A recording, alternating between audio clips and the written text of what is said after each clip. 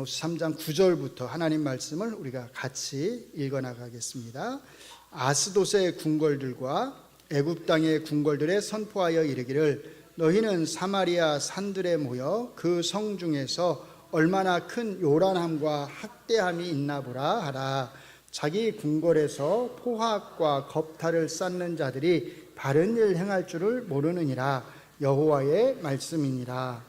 그러므로 주 여호와께서 이와 같이 말씀하시되 이 땅 사면에 대적이 있어 내 힘을 쇠하게 하며 내 궁궐을 약탈하리라. 여호와께서 이와 같이 말씀하시되 목자가 사자 입에서 양의 두 다리나 귀 조각을 건져냄과 같이 사마리아에서 침상 모서리에나 걸상의 방석에 앉은 이스라엘 자손도 건져냄을 입으리라. 주 여호와 만군의 하나님의 말씀이니라. 너희는 듣고 야곱의 족속에게 증언하라.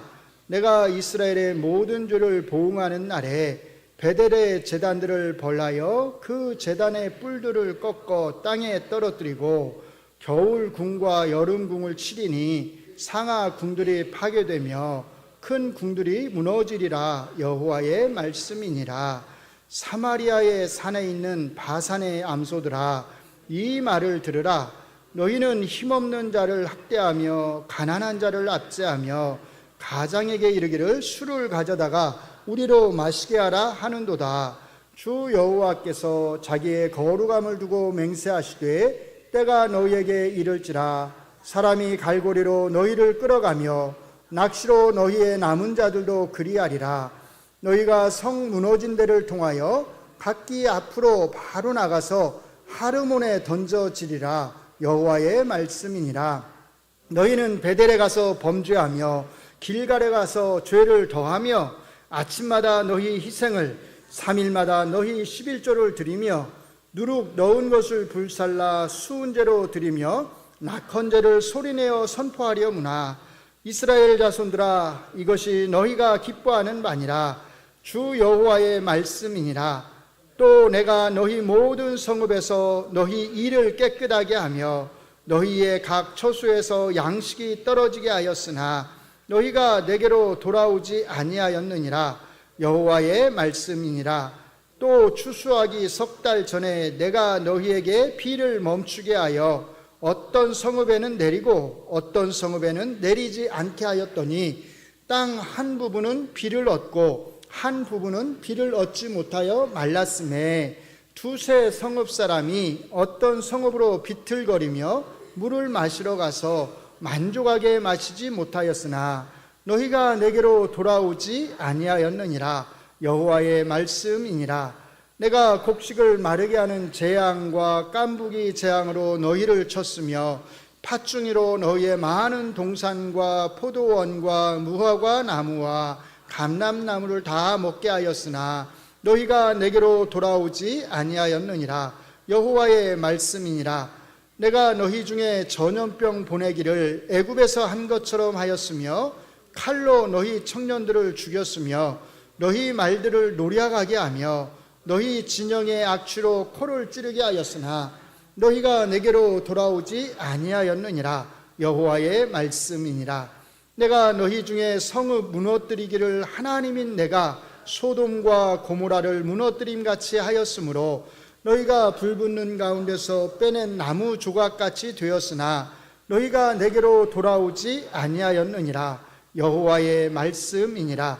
그러므로 이스라엘아, 내가 이같이 내게 행하리라. 내가 이것을 내게 행하리니 이스라엘아, 내 하나님 만나기를 준비하라. 보라, 산들을 지으며 바람을 창조하며 자기 뜻을 사람에게 보이며 아침을 어둡게 하며 땅의 높은 데를 밟는 이는 그의 이름이 만군의 하나님 여호와시니라. 이스라엘 족속아, 내가 너희에게 대하여 애가로 지은 이 말을 들으라. 처녀 이스라엘이 엎드러졌으며 다시 일어나지 못하리로다. 자기 땅에 던지우며 일으킬 자 없으리로다. 주 여호와께서 이와 같이 말씀하시되 이스라엘 중에서 1000명이 행군해 나가던 성읍에는 100명만 남고 100명이 행군해 나가던 성읍에는 10명만 남으리라 하셨느니라. 여호와께서 이스라엘 족속에게 이와 같이 말씀하시기를 너희는 나를 찾으라 그리하면 살리라. 베델을 찾지 말며 길갈로 들어가지 말며 브엘세바로도 나아가지 말라. 길갈은 반드시 사로잡히겠고 베델은 비참하게 될 것임이라 하셨나니 너희는 여호와를 찾으라 그리하면 살리라. 그렇지 않으면 그가 불같이 요셉의 집에 임하여 멸하시리니 베델에서 그 불들을 끌 자가 없으리라.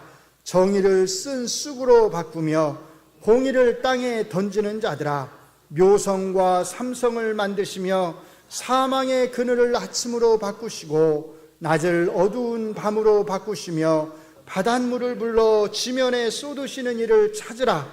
그의 이름은 여호와 신이라.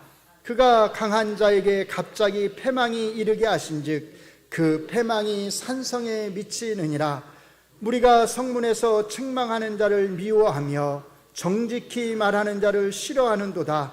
너희가 힘없는 자를 밟고 그에게서 미래 부당한 세를 거두었은즉 너희가 비록 다듬은 돌로 집을 건축하였으나 거기 거주하지 못할 것이요 아름다운 포도원을 가꾸었으나 그 포도주를 마시지 못하리라.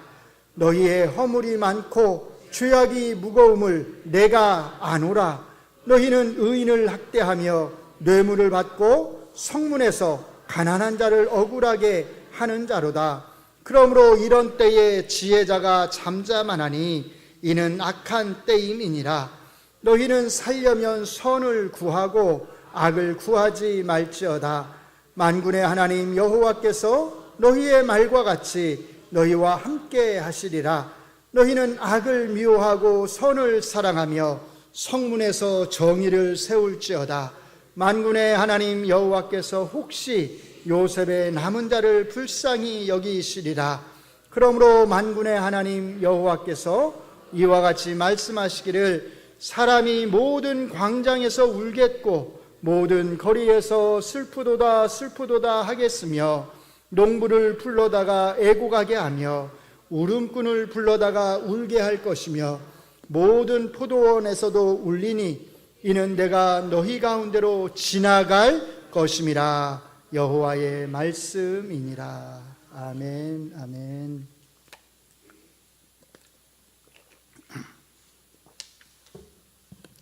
어제는 저희가 아모스 선지자가 왜 자신이 북이스라엘을 향해서 재앙의 예언을 할 수밖에 없었는지에 대해서 일종의 자기 변명을 저희가 살펴보았습니다. 오늘은 이제 그 이후의 말씀부터 살피려고 하는데요.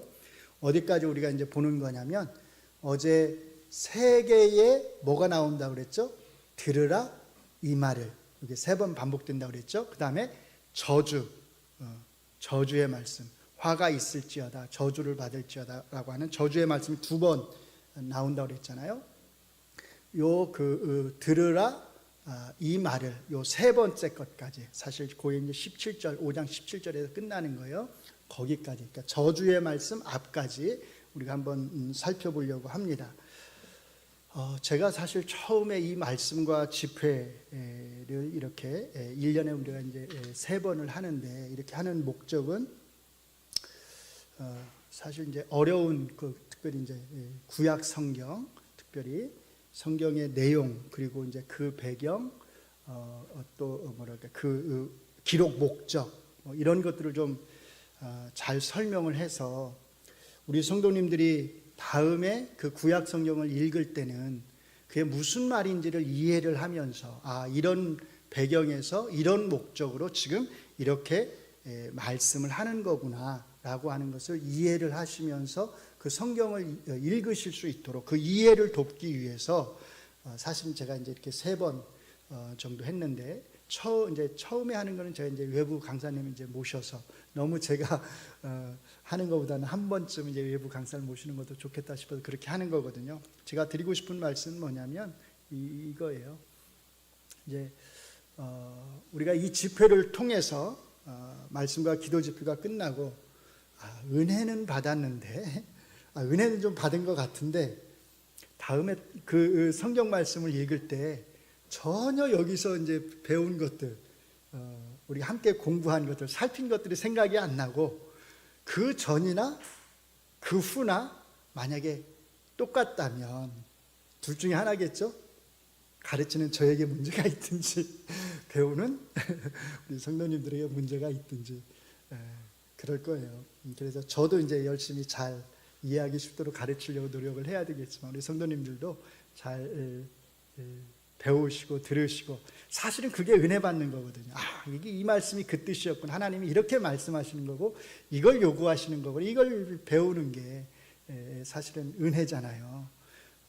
그런 은혜, 오래가는 은혜를 여러분들이 누리셨으면 좋겠습니다. 오늘은 이제 이 본문이 길어요. 그래서 제가 이걸 자세하게 설명을 할 수 없고 단락별로 뭐 어려운 내용은 사실 아니잖아요, 이게. 그래서 단락별로 뭘 말하려고 하는 건지를 조금 정리해서 제가 설명을 좀 드리도록 하겠습니다. 먼저 3장 9절부터 보시면 9절부터 11절까지는 뭘 말하는 거냐면 북이스라엘의 궁궐에서 행해지는 악이 얼마나 큰지를 설명을 하는 거예요. 근데 그거를 그냥 야 너네가 이렇게 악한 행위들을 하는 거야, 물론 이렇게 설명을 해도 되겠지만 어떤 것을 설명할 때 그 좋은 설명의 방법이 뭐냐면 비교하는 거잖아요. 비교를 통해서. 그러면 쉽게 이해가 되잖아요. 그렇게 비교해서 설명을 하는 거예요. 그게 뭐냐면 그래서 아스돗은 어디에 있죠? 아스돗?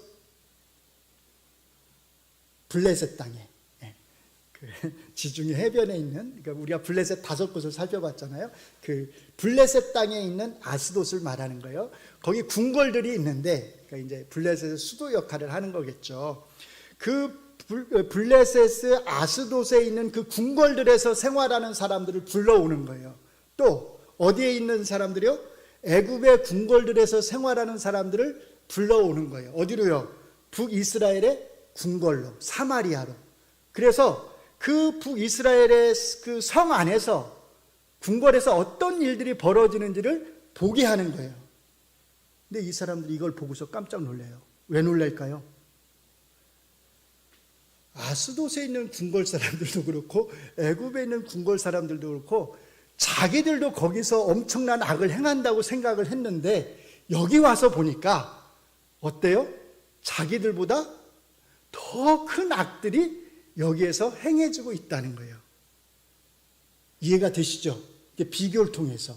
그러니까 아스돗의 궁궐보다 더 큰 악이 애굽의 궁궐에서 행해지는 것보다 훨씬 더 큰 악들이 요 북이스라엘의 궁궐에서 행해지고 있다면 야 너네들의 악은 도대체 얼마나 큰 거겠냐라고 사실 하나님께서 말씀을 하시는 거죠.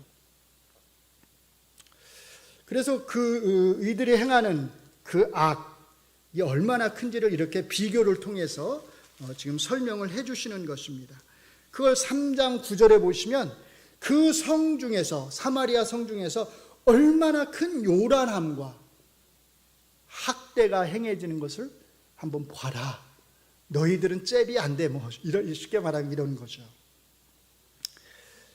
자, 그 다음 3장 12절부터 55절까지는요 북이스라엘 사람들이 가지고 있는 믿음이 얼마나 거짓된 것인지 헛된 것인지를 보여주십니다. 이 사람들이 가지고 있는 믿음이 뭐였죠? 어제 제가 계속 설명을 했죠. 하나님이 우리를 지키시리라, 하나님이 우리를 보호하시리라, 하나님이 우리를 구원하시리라, 하나님이 우리를 건지시리라. 그 믿음이 있었잖아요. 자, 12절을 보시면 하나님께서는 이 북이스라엘 사람들이 하나님에 대해서 가지고 있는 그 믿음, 그 건져냄, 이제 건져냄으로 표현이 됐는데 그 구원하심이라고 하는 이 표현을 사용해 가지고 이들의 믿음이 얼마나 헛된 것인지를 풍자를 하세요. 풍자. 자, 보세요. 목자가 사자의 입에서 자기 양을 건져냈다고 말을 합니다. 건져냈어요. 구해냈어요. 근데 구해내긴 했는데 뭐만 구해냈냐면 양의 두 다리, 좀 더 이해하기 쉽게 말하면 두 다리 뼈만 구해냈어요. 사자의 입에서. 또 사자의 입에서 귀 조각만 꺼냈어요. 그러면 양을 구해낸 겁니까? 구해내지 않은 겁니까? 구해내지 않은 거죠. 이미 이 양은 어떻게 된 거예요? 사자에게 잡아서 먹힌 거예요. 남은 게 뭐예요? 뼈 2조각, 귀 조각만 남은 거예요. 사실은 구해낸 게 아니란 거죠. 그걸 빗대서 하나님이 설명하는 거예요. 북이스라엘 사람들이 자꾸 하나님이 자기들 건져낼 거라고, 구해낼 거라고 말을 하니까 하나님이 건져낸다, 구해낸다 그 표현을 사용하셔서 그들이 믿고 있는 그 구원이, 건져냄이 얼마나 헛된 것인지를, 거짓된 것인지를 풍자를 하시는 거예요. 우리말 성경이 조금 이해하기 어렵게 된 것 같아서 아까 잠깐 올렸다 내렸는데 쉬운 말 성경 번역이 있어요. 그걸로 이렇게 읽어보시면 이게 무슨 뜻인지 쉽게 이해가 되실 거예요. 우리 같이 한번 읽어보겠습니다. 시작. 주께서 또 말씀하신다. 마치 목자가 양을 잡아먹은 사자의 입에서 양의 다리뼈 2개나 혹은 귀 한쪽만 겨우 건져내듯이 사마리아 도성에 사는 이스라엘 자손들 가운데서 마치 파괴된 집에서 침상의 모서리나 혹은 안락 의자의 다리 한 조각만 겨우 건져낸 것처럼 그렇게 살아남은 자들의 수요가 극히 적을 거다. 자, 보세요. 여기 침상, 안락 의자라는 표현 나오잖아요.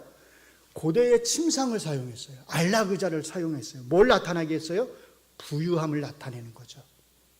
부유층의 사람들의 부를 가리키는 겁니다. 근데 하나님이 건져냈는데 그 침상 조각만 건져냈어. 안락 의자 조각만 건져냈어. 그걸 건져낸 거예요? 야, 니네들이 믿는 그 건져낸 구원이 이런 거야 라고 하나님이 풍자해서 설명을 하시는 거예요. 그런 헛된 구원에 대한 소망을 품지 말라는 겁니다. 3장 14절에 보시면 이렇게 말씀해요. 베델의 제단들을 벌하여서 그 제단의 뿔들을 꺾어가지고 땅에 떨어뜨린다. 제단의 뿔을 꺾어서 땅에 떨어뜨린다. 이게 무슨 뜻일까요? 자, 베델은 여로보암 1세가 북이스라엘 백성들을 위해서, 북이스라엘 백성들이 자기를 버리고 혹시 자기를 죽이고 남유다의 르호보암에게로 도망갈까봐 제단을 세우잖아요. 2곳 세우는데 한 곳이 베델이고 다른 한 곳이 단이에요. 남쪽의 베델, 저 북쪽 끝에 단이라고 하는 곳에 제단을 세우거든요. 그래서 야, 앞으로는 저 예루살렘으로 내려가지 말고 단이나 아니면 베델에서 하나님을 예배하면 돼. 그렇게 하면서 일반인을 갖다가 제사장으로 세우잖아요. 절기도 비슷하게 만들어가지고. 그 베델이거든요. 근데 이 베델에 있는 성전에 뭐가 있냐면 뿔이 있어요. 그 모서리 쪽에 뿔이 있는데 이 뿔이 나타내는 게 뭐냐면 보호예요. 보호. 하나님의 보호하심. 그래서 죄를 범한 사람이 이 성전으로 도망을 해가지고, 예를 들면 제가 어떤 사람을 의도치 않게 죽였어요. 어떻게 하다 보니까. 그러면 그 사람의 가족이 저를 또 해칠 수가 있잖아요. 그러니까 날 보호하기 위해서 제가 어떻게 하면 되냐면 성전으로 가가지고 성전 뿔을 붙들고 있으면 돼요. 그러면 그 성전 안으로 들어올 수가 없어요. 나를 쫓는 사람이. 보호를 받을 수 있다는 뜻이거든요. 바로 그 뿔을 말하는 거예요. 베델에 있는 그 성전의 뿔, 보호받을 수 있는 그 뿔을 하나님이 어떻게 하시겠다는 거예요? 꺾어버리겠다는 거예요. 여러분들 그 아도니아하고 솔로몬하고 뭘 하죠? 다윗이 죽을 때쯤 되니까 권력 투쟁을 하잖아요. 근데 누가 이겨요? 솔로몬이 이기잖아요. 형인 아도니아가 권력 싸움에서 져요. 졌을 때 어떡하냐면 성전으로 가서 성전 뿔을 붙들고 있습니다. 왜? 살려달라는 거죠. 그래서 솔로몬이 사람을 시켜서 아도니아를 거기서 끌어내가지고 집에 가둬요. 일종의 가택 연금을 시키는 거예요. 너 거기서 나오지 마, 이렇게 하거든요. 근데 이 아도니아 편에 섰던, 권력 싸움에서 아도니아 편에 섰다가 인생이 망가진, 삶이 망가진 사람이 있어요. 누구죠? 요압. 요압도 자기가 실패한 걸 알고서 성전으로 가서 이 뿔을 붙들거든요. 근데 어떡하죠? 솔로몬이 끌어내서 죽이라고 그래요. 그가 과거에 잘못했던, 자기 아버지 다윗에게 잘못했던 그 핏값을 그에게 돌리는 거죠. 자, 중요한 건 뭐냐면 이 성전의 뿔이 상징하는 게 뭐냐면 보호거든요. 죽음으로부터의 보호. 근데 하나님께서 이 뿔을 꺾어버리겠대요. 그럼 뭘 뜻하겠어요? 보호가 사라지는 거죠. 이스라엘의 보호, 북이스라엘의 모든 보호가 다 사라진다는 뜻이에요. 그러니까 하나님이 우리를 보호하시리라, 하나님이 우리를 지키시리라, 하나님이 우리를 건지시리라 라고 하는 이들의 믿음이 다 어떤 거예요? 허망된 것이라는 거예요. 자, 그 다음에 4장 1절부터 3절을 보시면 어제 이제 제가 잠깐 설명을 드렸는데 사마리아 여자들의 그 방탕한 생활이 설명이 됩니다. 3절만 잠깐 보시면 이렇게 말해요. 너희가 성 무너진 데를 통하여 각기 앞으로 바로 나가서 하르몬에 던져지리라. 포로로 끌려가거나 죽임을 당하게 되리라고 심판의 말씀을 하시는 건데 3절에 하르몬에 던져진다라는 표현이 있어요.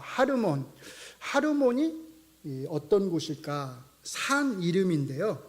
시편에서는 이게 어떤 이름으로 나오냐면 헐몬산 이렇게 나와요. 좀 아쉽죠? 이름이 같으면 우리가 이게 같은 산이구나라고 하는 걸 알 수 있는데 그 원문의 표기가 다르니까 이제 다르게 표기를 한 것뿐이에요. 자, 헐몬산이 어디에 나오냐면 시편 133편, 우리 성도님들이 잘 아시는 성경 구절이에요. 같이 한번 읽어보겠습니다.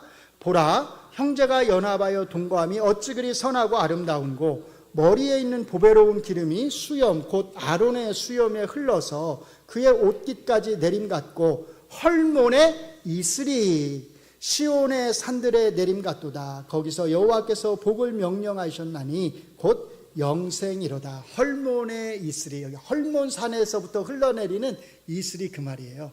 헐몬산은 굉장히 높아가지고 북쪽에 있거든요. 그래서 이 산에는 항상 이렇게 눈이 있다고 그래요. 그래서 거기서 항상 그 물이 졸졸졸 이렇게 흘러내립니다. 그래서 제가 지도를 준비를 했어요. 이거 보시면 이 시가 어떤 의미의 시인지, 얼마나 멋진 시인지를 잘 아실 수 있을 거예요.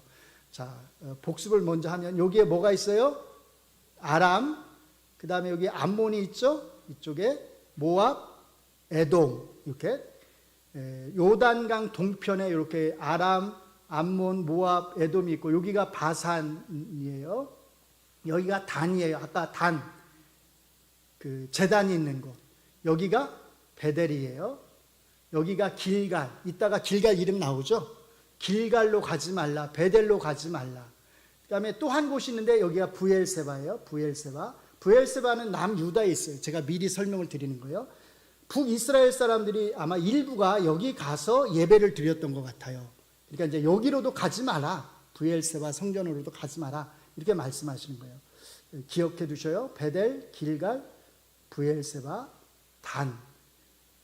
헤르몬산은 여기에 있습니다. 헤르몬산, 헐몬산, 여기. 자, 여기서부터 이렇게 물이 흘러서 어디로 가냐면 갈릴리 호수로 가는 거예요. 그럼 갈릴리 호수에서 물이 이렇게 흘러가지고 강이 흘러서 사해로 들어가는 거거든요. 요 헤르몬산의 이슬이 아래로 이렇게 흐른다. 이렇게 흘러서 이스라엘 전역에 물을 공급한다는 뜻이에요. 이 복을 하나님이 주신다는 거예요. 그런데 오늘은 그렇게 좋은 얘기를 하시는 게 아니라 요 바산에 살던 암소들 같은 이 사마리아의 이 여자들을 어디다 던지겠다는 거예요? 요 헤르몬산에 던지겠다라고 말씀을 하시는 거예요. 자, 왜 그럴까요? 4장 4절로부터 5절 보면 이제 종교적 행위가 나오는데 이 종교적 행위에 대해서는 어제 이제 저희가 읽었습니다. 따로 읽지는 않을게요. 자, 베델과 길갈에 가서 이 사람들이 열심히 종교 행위를 합니다. 근데 하나님이 뭐라고 하시냐면 그 종교 행위를 할 때마다 뭐를 더하는 거예요? 죄를 더한다 이렇게 말씀하세요. 예배를 드릴 때마다 죄를 쌓는 거예요. 11조를 드릴 때마다 죄를 쌓는 거예요. 제물을 바칠 때마다 죄를 쌓는다고 말씀하시는 거예요. 여기 길갈, 아까 제가 길갈 보여드렸잖아요. 길갈은 어떤 곳이냐면 이스라엘 백성들이 요단강에서 건너갈 때 요단강을 걸어서 건너가잖아요. 하나님이 놀라운 역사를 베푸시잖아요. 그것을 기억하도록 하기 위해서 요단강에서 뭘 들고 가게 하냐면 돌을 들고 가게 해요. 그 들고 간 돌을 하나님의 구원의 표로서 쌓아둔 곳이 어디냐면 길갈이에요. 그래서 그 후손들이 이게 뭡니까? 라고 물으면 하나님께서 이렇게 이적을 행하셔서 우리로 하여금 요단강을 걸어서 건너도록 이적을 행하셨다라고 하는 것을 보여주는 증표로서 길갈에 이 돌을 쌓은 거, 돌탑을 쌓은 거거든요. 그래서 이스라엘 사람들에게 길갈은 아주 중요한 곳 중 하나입니다. 거기에 예배를 드릴 수 있는 곳이 있었던 거예요. 근데 거기 예배 드리러 가서 뭘 하는 거예요? 죄를 쌓는다는 거예요. 자, 그 다음에 4장 6절로 11절을 보시면 하나님이 이스라엘 백성들을 향해서 돌아오도록 여러 가지 재앙들을 내리셔요. 근데 이 사람들이 끝끝내 돌아오지 않습니다. 그 재앙들이 몇 가지냐면 제가 이렇게 한번 정리해 봤습니다. 6가지예요. 위에서부터 하나씩 읽어볼까요? 시작. 굶주림, 기근, 농작물 피해, 전염병, 전쟁, 성읍 파괴 이렇게 되거든요. 잘 보시면 이 재앙의 강도가 조금씩 세지는 것을 아마 아실 수 있을 거예요. 왜냐하면 굶주림은 기근에서부터 오는 거겠죠. 또 기근이 생기면 먹을 게 없잖아요. 그렇죠? 그러니까 굶주릴 수밖에 없는 거죠. 근데 기근이 없어요. 물이 넘쳐나. 그래서 농사가 잘 돼.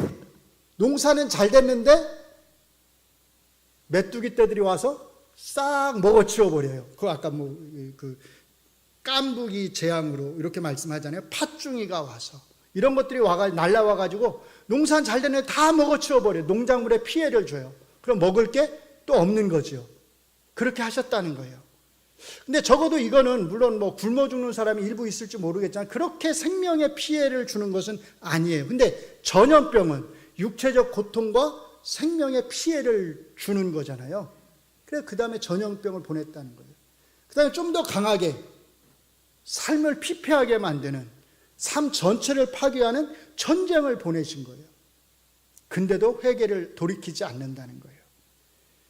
결국 어떻게 되는 거예요? 그러면 성읍이 파괴되어서 멸망하는 거죠. 6가지 재앙을 하나님께서 보내셨다는 거예요. 사인으로. 뭐 하라는 사인이요? 돌이키라는 사인이요. 그래서 여러분들 성경을 보시면 6절, 8절, 9절, 10절, 11절 5번에 걸쳐서 하나님이 반복해서 뭐라고 말하죠? 내가 이렇게 했으나 그 다음에 뭐예요? 너희가 내게로 돌아오지 않았다. 5번 반복해서 말씀을 하세요. 끝끝내 거절했단 거예요. 돌아오기를. 사인을 줬는데, 사인을 알아차려야 되는데. 자, 그럼 어떻게 될까요? 이제 그래서 하나님께서 4장 12절 13절에 말씀을 하는 거예요. 이스라엘아, 내 하나님 만나기를, 날 만날 준비를 하라는 겁니다. 4장 12절을 같이 읽습니다. 시작. 그러므로 이스라엘아, 내가 이와 같이 내게 행하리라. 내가 이것을 내게 행하리니 뭐라고요? 이스라엘아, 내 하나님 만나기를 준비하라. 하나님이 찾아오시겠다는 거예요. 왜? 그들이 하나님을 찾아오지 않으니까. 사인을 줬음에도 반복해서 사인을 줬는데 찾아오지 않으니까 내가 너희를 만나러 가겠다. 그러니까 준비하고 있어. 이렇게 말씀하시는 거예요. 자, 그러면 이 만남은 어떤 만남일까요? 기쁜 만남일까요? 아니면 두려운 만남일까요? 나중에 어느 만남인지 드러날 겁니다. 자, 5장 1절부터 17절까지 이제 보시면, 자, 5장 1절에 세 번째 이제 들으라 이 말을 이라고 하는 표현이 나오는데요. 애가라고 하는 표현이 나오죠. 애가는 언제 부르는 거예요? 누가? 가까운 사람이 죽었을 때 슬픔을 표현하기 위해서 애가를 부르는 거예요. 근데 하나님이 뭐라고 말씀하시냐면 이스라엘 자손을 향해서 애가를 불러 지으란 거예요. 문장 구조를 보시면 5장 1, 2절 이렇게 되어 있습니다. 이렇게 보시면 들어라 이 말을, 어떤 말이에요? 내가 너희에 대하여 애가로 지은 이 말을 들으라 이스라엘아. 이게 뒤에가 있습니다. 또 제일 앞에 뭐가 나오냐면 동사가 나와요. 엎드러졌도다. 다시 일어나지 못하리로다. 누가요? 처녀 이스라엘이. 던져졌도다. 자기 땅에 일으킬 자가 없도다. 이렇게 놓고 하면 들으라, 엎드러졌도다, 던져졌도다. 벌써 감이 다르잖아요. 임팩트가 있잖아요. 앞에 동사가 오면서.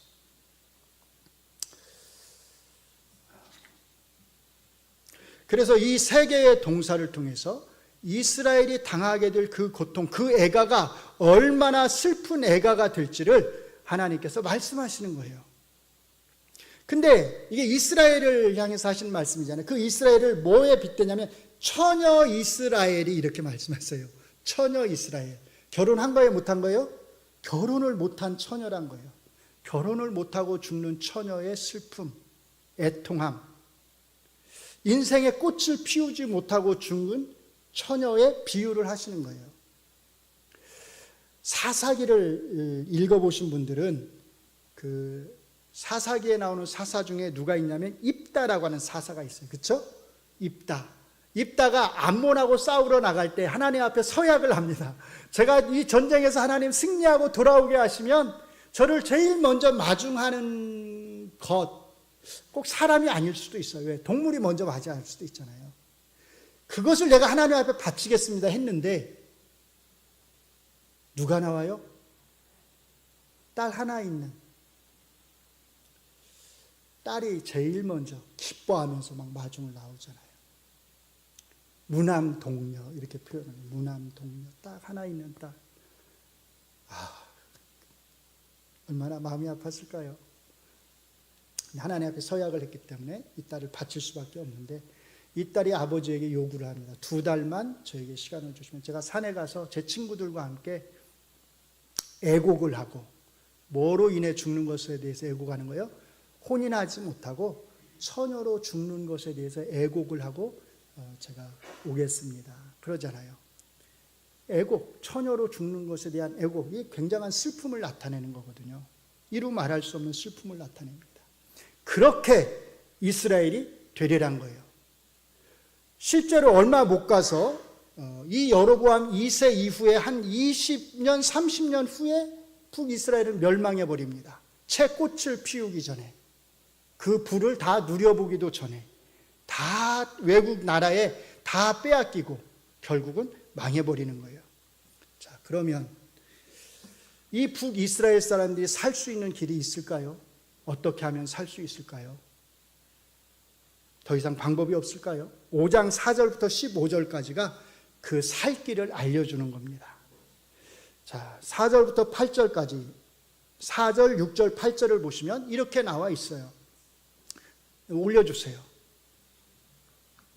없어요? 여기 빠졌나 보네요. 자, 자, 4절을 보시면 뒷부분만 보셔요. 너희는 뭐해라? 나를 찾으라. 그리하면 살리라. 또 6절 보셔요. 너희는 누굴 찾으라? 여호와를 찾으라. 그리하면 살리라. 8절을 같이 읽습니다. 묘성과 삼성을 만드시며 사망의 그늘을 아침으로 바꾸시고 낮을 어두운 밤으로 바꾸시며 바닷물을 불러 지면에 쏟으시는 이를 찾으라. 그게 누구예요? 그의 이름은 여호와시니라. 살 수 있는 길이 있다는 거예요. 아직. 어떻게 하면 돼요? 여호와를 찾으면 됩니다. 하나님을 찾으면 된다는 거예요. 사망의 그늘을 아침으로, 낮을 어둠으로 바꾸시는 그분. 그러니까 멸망을 생명으로 바꿀 수 있다는 거예요. 어떻게 하면요? 여호와를 찾으면. 자, 이것은 무엇과 대비해서 하는 말이냐면 5절과 대비해서 하는 말입니다. 5장 5절을 같이 읽습니다. 시작. 베델을 찾지 말며 브엘세바로 나아가지 말라. 길갈은 반드시 사로잡히겠고 베델은 비참하게 될 것임이라 하셨나니. 베델, 길갈, 브엘세바 나오죠? 다 뭐 하는 곳이에요? 예배를 드리는, 하나님 앞에 예배를 드리는 장소예요. 성전이 있는 곳이에요. 근데 그리로 가지 말래요.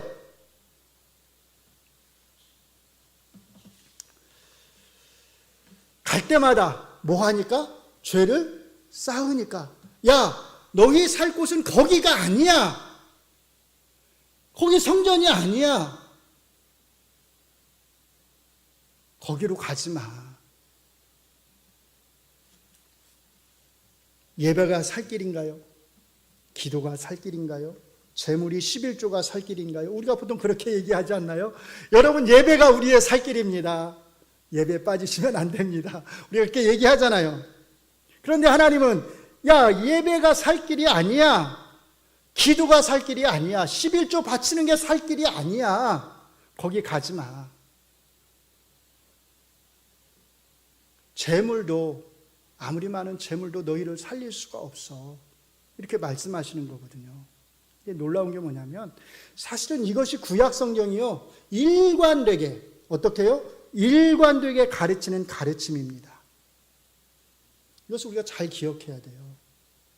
이게 일관된 구약 성경의 가르침이에요.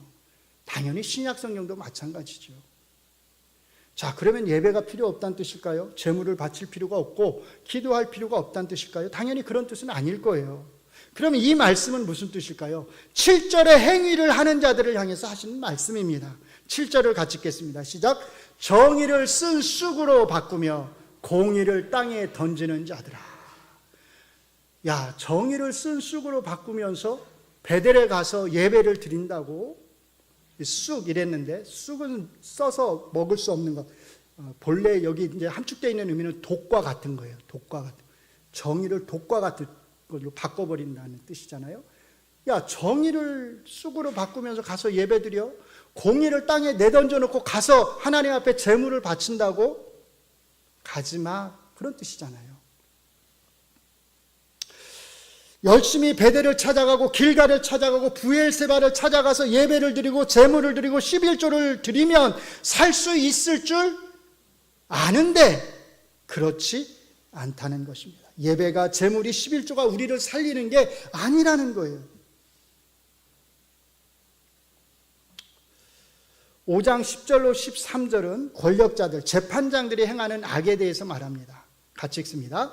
무리가 성문에서 책망하는 자를 미워하며 정직히 말하는 자를 싫어하는도다. 여기 무리가 누구냐면 재판장들이에요. 재판장들이 성문은 뭐 하는 곳이냐면 재판하는 곳이에요. 고대에는 성문에서 재판을 했어요. 그래서 여러분들이 열왕기를 읽어보시면 다윗 왕의 아들 압살롬이 백성의 마음을 자기 아버지 다윗에게서 자기에게로 돌릴 때 어떡하죠? 성문에서 있다가 사람들이 문제를 가지고 오면 그 문제를 해결해줘요. 재판을 해줘요. 그래서 백성의 마음을 자기에게로 다 돌리거든요. 바로 그 성문, 그게 뭐냐면 재판하는 것을 나타내요. 그래서 지도자들이 성문에 아침에 일찍 나가서 성문에 있으면 사람들이 문제를 가져옵니다. 그러면 그걸 해결해주고 재판해주는 거예요. 자, 여기 무리, 이 재판하는 사람들, 지도자들을 말하는 거예요. 그런데 이 사람들이 성문에서 책망하는 자, 누구겠어요? 고발자, 억울하다고 문제를 가져오는 사람들을 싫어해, 미워해. 야, 그런 거 가져오지 마. 이런다는 거예요. 또 성문에서 정직하게 말하는 자, 정직하게 문제를 솔직하게 이야기하는 사람, 또는 증인으로서 솔직하게 증언을 하는 사람을 싫어해요. 야, 정직하게 말하지 마. 이런다는 거예요. 그러니까 정의가 이루어져요? 안 이루어져요? 안 이루어져요. 내팽개치는 거죠. 공의를 내팽개치는 거예요. 힘없는 고발자, 정직한 증인을 무시해버리고 억압하는 겁니다. 그러니까 힘없는 고발자가 미움을 당하고 정직하게 있는 그대로 사실을 말하는 사람이 법정에서 미움을 당하는 거예요. 해를 당하는 거예요. 그러면 이런 시대에 어떤 일이 벌어질까요? 사람들이 진실을 말하려고 할까요? 그렇지 않겠지요. 당연히 진실을 말하려고 하지 않을 것입니다.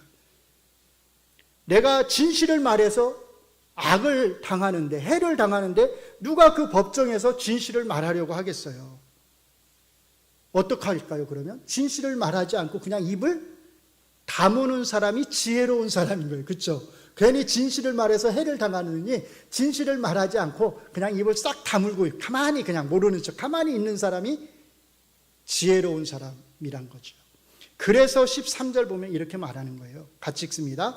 그러므로 이런 때에 지혜자가 잠잠하나니 이는 악한 때임이라. 지혜자가 잠잠하다, 그 말은 진실을 말하지 않는 사람이 어떤 얘기를 듣는 거예요? 야, 너 참 지혜롭다, 이런 이야기를 듣는다는 거예요. 그만큼 시대가 어때요? 악하다는 거예요.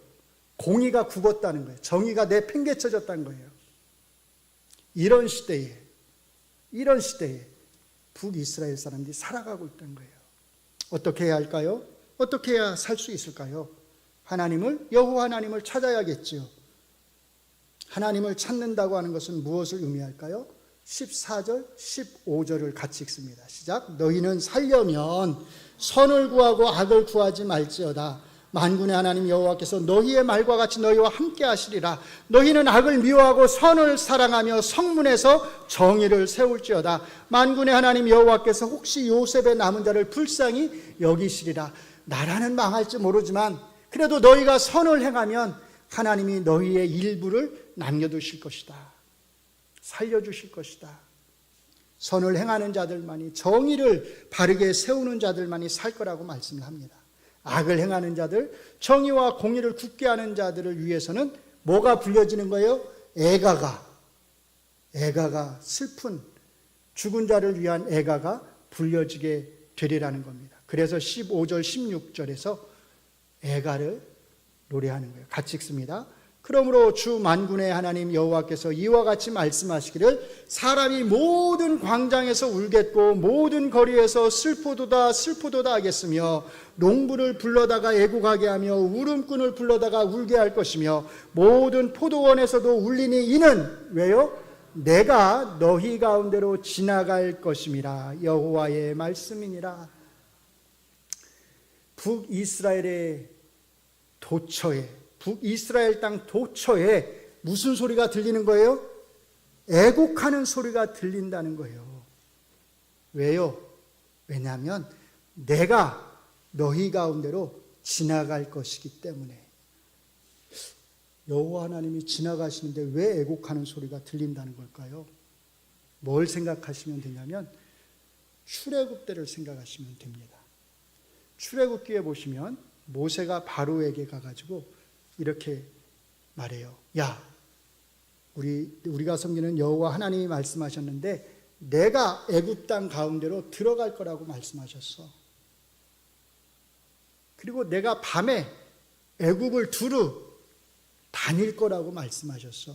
그럼 어떻게 돼요? 애굽의 장자들이 다 죽는 거죠. 그런데 하나님께서 이스라엘 백성들이 사는 그 땅 앞을 지나갈 때 이스라엘 백성들이 문지방에 피를 발라놓으면 하나님이 그 앞을 어떻게 하셔요? 지나가지 않고 뛰어 패스 오버, 넘어가셔요. 그래서 이스라엘 장자들은 죽지 않는다고 하잖아요. 출애굽 때의 이스라엘 백성들은 하나님께서 그 앞을 지나가지 아니하시고 뛰셔서 살 수 있었어요. 하나님이 그 앞을 지나가는 땅들은, 애굽 땅들의 장자들은 다 어떻게 됐어요? 다 죽었어요. 하나님이 뭐라고 말씀하세요 지금? 내가 너희 가운데로 어떻게 하겠다? 지나가겠다. 무슨 말씀이에요? 백성들이 죽게 된다는 거잖아요.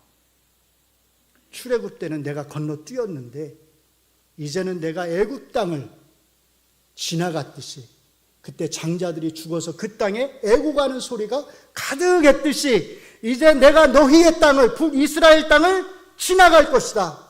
그럼 어떻게 돼요?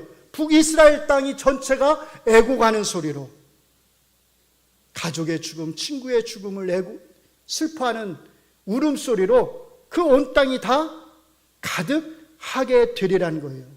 얼마나 무서운 말씀인지 모릅니다. 내가 그 땅을 너희 가운데로 지나갈 거다.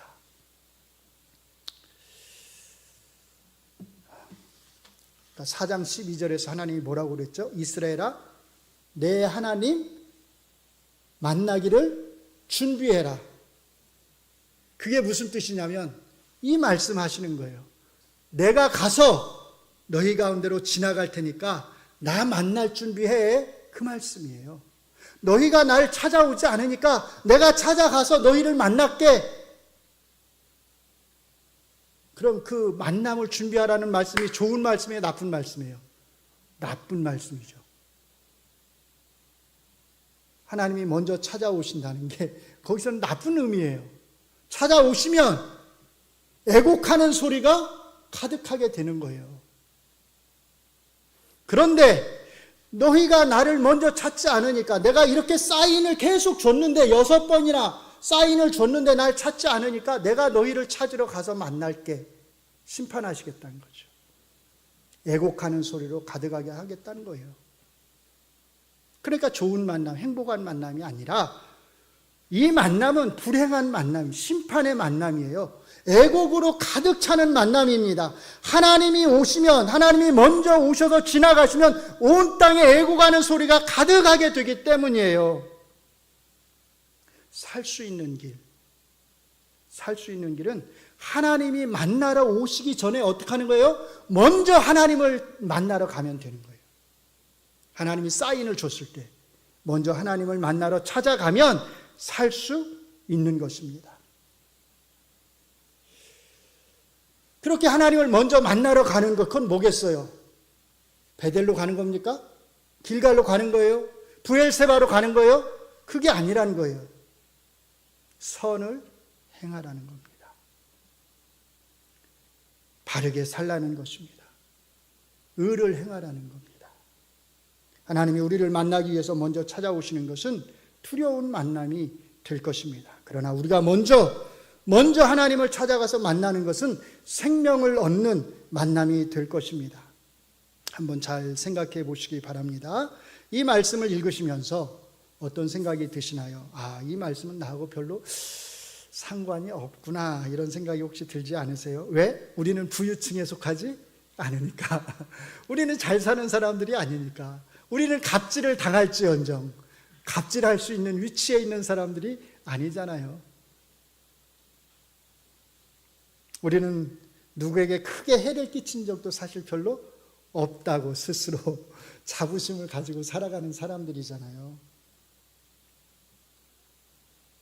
우리는 포도주를 마시면서 흥청망청 친구의 침대에서 나뒹구는 그런 삶을, 그런 방종한 삶을 적어도 지금은 살지 않는 사람들이잖아요.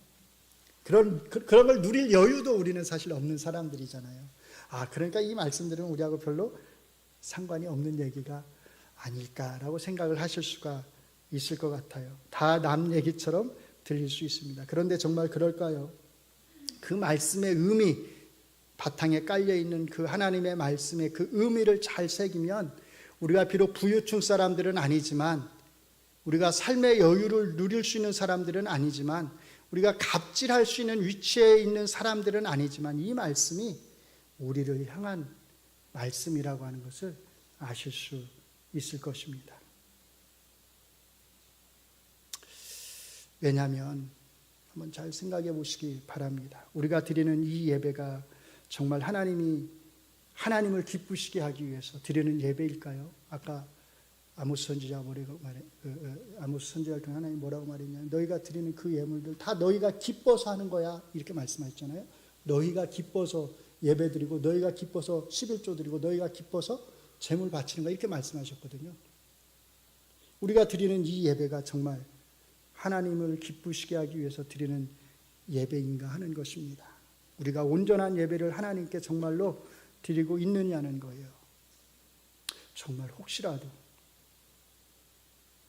혹시라도 우리가 이 예배 자체를, 예배 드리는 이 자체를 우리가 즐기고 있는 것은 아닐까요? 예배를 드리는 이 시간 자체를 우리가 즐기고 있는 것은 아닐까요? 이 예배 시간에 찬양하는 것, 그냥 좋은 말씀 듣는 것, 이 자리에 앉아서 누리는 이 평안함, 이 기쁨 등등을 우리가 즐기는 건 아닐까요? 우리의 생각에는 아무런 변화도 없이, 우리의 사고방식에는 아무런 변화도 없이, 세상을 바라보는 우리의 눈에는 아무런 변화도 없이 세상 사람들과 똑같이 생각하면서, 똑같은 것을 추구하면서, 똑같은 것을 가지고 싶어 하면서, 똑같은 것을 누리고 싶어 하면서, 똑같은 것을 즐기고 싶어 하면서, 그렇게 예배 자체를, 이 예배 시간을, 이 예배의 평안함을, 이 분위기를 우리가 혹시 즐기고 있는 것은 아닐까요? 여러 가지 종교 행위들 자체가 우리에게 즐거움이 되기 때문에 혹시 우리가 그런 행위들을 하는 것은 아닐까요? 악의 평범성이란 말이 있습니다. 한 번만 따라해 보실래요? 악의 평범성. 악은 어떤 얼굴을 하고 있을까요? 악은 어떤 얼굴을 하고 있을까요? 악의 평범성이란 악은 아주 평범한 얼굴을 하고 있다는 뜻이에요. 악은 악의 얼굴을 하고서 우리를 찾아오지 않는다는 겁니다. 악이 악의 얼굴을 하고 우리를 찾아오면 어떻게 하겠어요? 우리가 금방 알아볼 수 있겠죠. 그래서 금방 멀리할 수 있어요. 거절할 수 있어요. 근데 악이 우리를 찾아올 때 절대로 악은 악의 얼굴을 하고서 우리를 찾아오지 않는다는 겁니다. 악은 사탄의 얼굴을 하고서 우리를 찾아오는 게 아니에요. 뿔 달린 사탄의 모습으로 우리를 찾아오면 그만 오지마, 떨어져, 이렇게 할 수 있잖아요. 근데 절대 그런 모습을 하고서 우리를 찾아오지 않는다는 거예요. 악은 너무나 평범한 모습을 하고서, 너무나 평범한 얼굴로 우리를 찾아온다는 거예요. 어느 때는요, 선한 얼굴을 하고서 우리를 찾아올 수도 있습니다. 선한 얼굴. 무섭지 않나요? 끔찍하지 않나요? 우리가 어떻게 그 악을 알아볼 수 있을까요?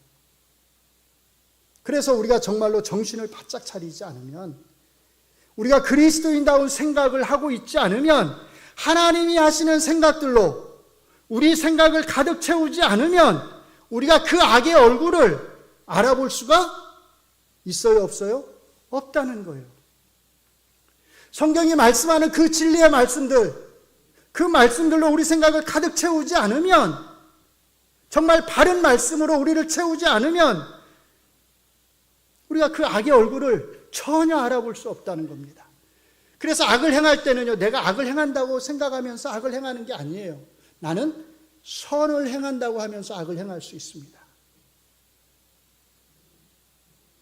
하나님의 눈으로, 하나님의 시각으로 세상의 것들을 바라보지 않으면 우리는 절대로 악의 얼굴을 알아볼 수 없습니다.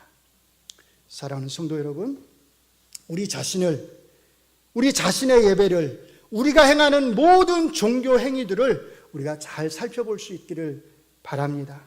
그것들이 우리 자신을 위한 것은 아닌지, 우리의 만족, 우리의 기쁨, 우리의 평안을 위한 것은 아닌지 우리는 항상 우리 자신을 살펴야 됩니다. 왜요?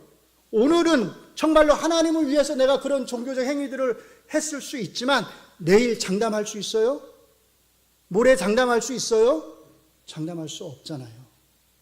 그러니까 우리는 항상 오늘 잘했다고 해도, 오늘 하나님 기뻐하시는 예배를 드렸다고 해도 내일 또 정신을 차려서 예배를 드려야 되고 우리 자신을 돌아보아야 합니다. 우리가 행하는 종교 행위들, 우리가 그리스도인으로서 행하는 삶의 실천들 안에 잘못된 것들, 죄악된 것들이 있다면 하나님이 우리를 찾아오시기 전에 어떻게 해야 돼요? 우리가 먼저 하나님을 찾기를 바랍니다.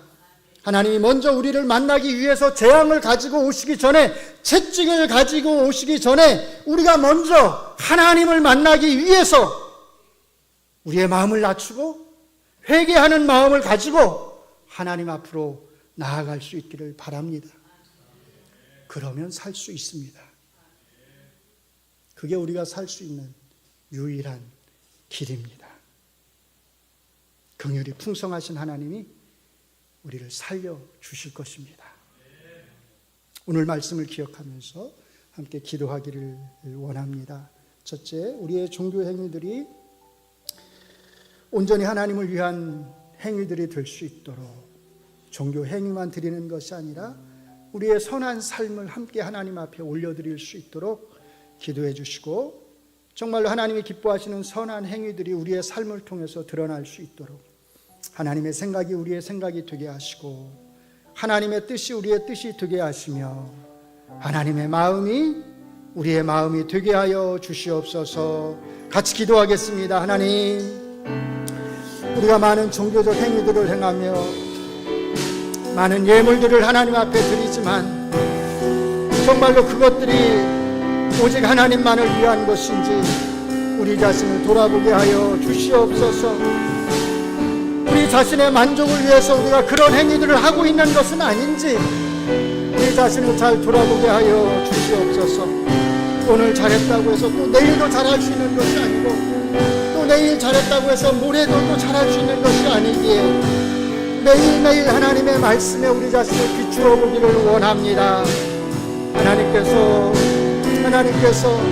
우리에게 은혜를 베풀어 주시고 긍휼을 베풀어 주셔서 하나님께서 우리 앞을 지나가시기 전에 하나님이 우리를 찾아오셔서 우리 앞을 지나가시기 전에 채찍을 가지고 우리를 찾아오시기 전에 우리가 먼저 하나님을 찾아갈 수 있도록 하나님의 은혜를 구할 수 있도록 우리의 죄에 대하여 용서를 구할 수 있도록 하나님 역사하여 주시옵소서. 우리 주의 성령께서 우리를 긍휼히 여기셔서 우리의 마음을 낮추어 주시고 하나님 앞에서 사람 앞에서 겸손함을 허락하여 주시기를 원합니다. 하나님 도와주시옵소서. 우리를 살려 주시옵소서. 은혜를 베풀어 주시옵소서.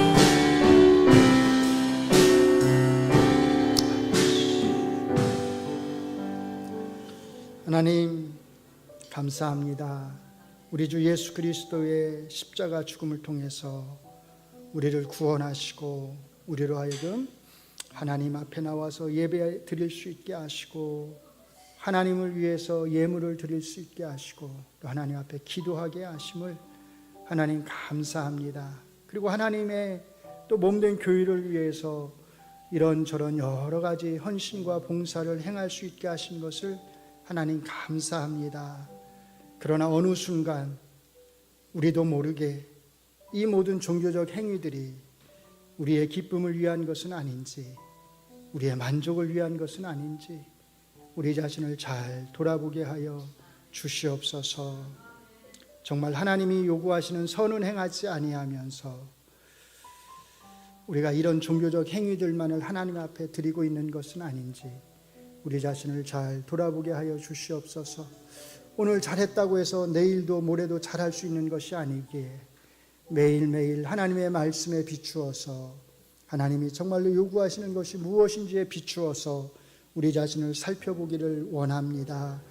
하나님이 우리를 찾아오시기 전에 하나님이 우리 앞을 지나시기 전에 우리가 먼저 하나님을 찾아가서 하나님 앞에 우리의 죄악됨에 대하여 용서를 구하며 회개하며 하나님의 뜻대로 살 수 있는 긍휼의 은혜를 구할 수 있게 하여 주시옵소서. 그리하면 하나님이 우리를 살려주실 줄로 믿습니다. 우리에게 긍휼을 베풀어 주실 줄로 믿습니다. 예수님 이름으로 기도합니다. 아멘.